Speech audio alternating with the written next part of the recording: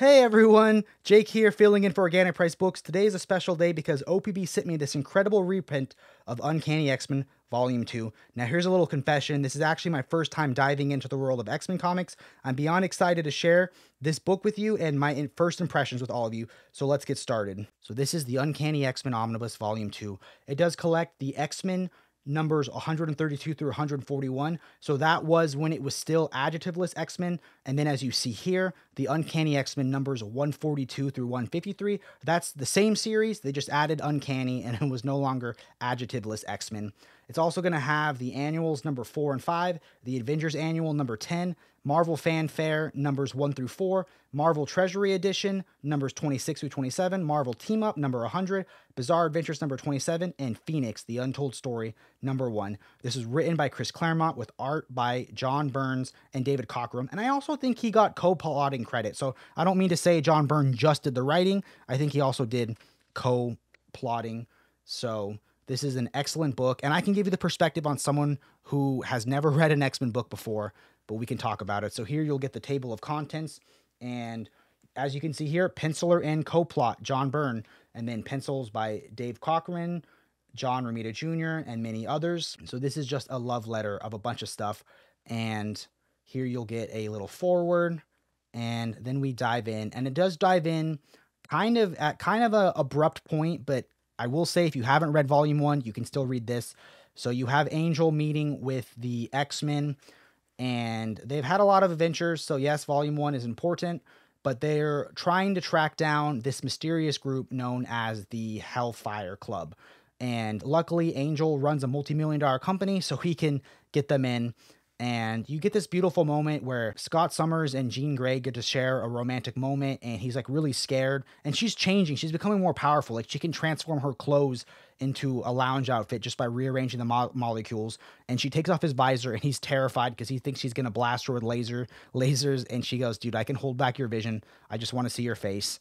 And it's just a romantic, beautiful moment. And I think that's one of the things you see is like this was such a human interaction book and human relationship book, and you have them going into the Hellfire Club and trying to figure out what's going on. And it gets really weird. There's this guy named Woodrow, and he has when he dances with Jean Grey, she slips back into time and thinks she's Lady Jean Grey, and she's like doesn't care about Scott Summers anymore, and he kind of whisks her away to be his Black Queen of the Hellfire Gala. And the X-Men jump into action. And I think it's really cool. Again, I don't have any previous X-Men knowledge, but getting to see them fight the Hellfire Gala, I think they really underestimated them. And you didn't realize like how powerful they were. Like this big boy right here, he can, Harvey Leland, he can manipulate mass. So he makes Wolverine super heavy, and then he goes flying down into the sewers. I don't think they were expecting to have such a fight from these other trained mutants that have a team, that have a different agenda. And then you get Wolverine down in the sewer, and the next issue is like frankly badass. It's Wolverine alone, and basically Wolverine has to save the whole team. And I gotta be honest, I have 5 Wolverine Omnis, and I've never read any of them other than his original fight with the Hulk. So it's just cool to see how much of a stone cold killer and big fighter Wolverine is. I love this part where this guy's getting ready to shoot him, and Wolverine's like, "Hey dude, you think you can shoot me before I lunge forward and shish kebab you?" And the guy's just, you can see how terrified he is right here. So it's awesome. You're going to get amazing moments in this book, such as the Dark Phoenix Saga. You're going to get the Days of Futures Past storyline, where it's a dark future for the mutants.